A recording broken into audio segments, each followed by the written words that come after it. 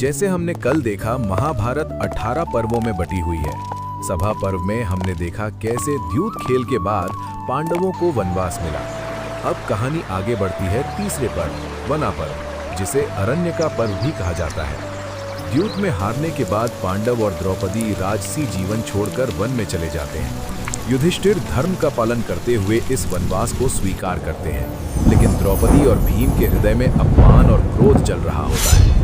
वनवास के दौरान पांडव अनेक ऋषियों और महर्षियों से मिलते हैं। वे धर्म, कर्म और जीवन के गहरे ज्ञान को समझते हैं। युधिष्ठिर कई कठिन प्रश्नों के उत्तर देते हैं और धैर्य का अद्भुत उदाहरण प्रस्तुत करते हैं। इसी दौरान एक महत्वपूर्ण घटना होती है। अर्जुन देवताओं से दिव्य अस्त्र प्राप्त करने के लिए तपस्या करने निकल पड़ते हैं।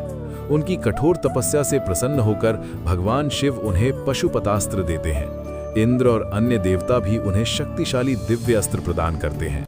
ये आने वाले युद्ध की तैयारी थी। वनवास के समय द्रौपदी का अपमान याद करके भीम बार बार प्रतिज्ञा लेते हैं कि वे दुर्योधन और दुशासन को दंड देंगे। यहाँ से पांडवों के मन में न्याय की आग और तेज जलने लगती है। इस पर्व में कई प्रेरणादायक कथाएं भी आती हैं, जैसे नला दमयंती की कहानी, जो धैर्य और प्रेम का संदेश देती है। ऋषि मुनि पांडवों को पुरानी कथाएं सुनाकर उन्हें साहस और धर्म पर टिकाए रहने की शक्ति देते हैं।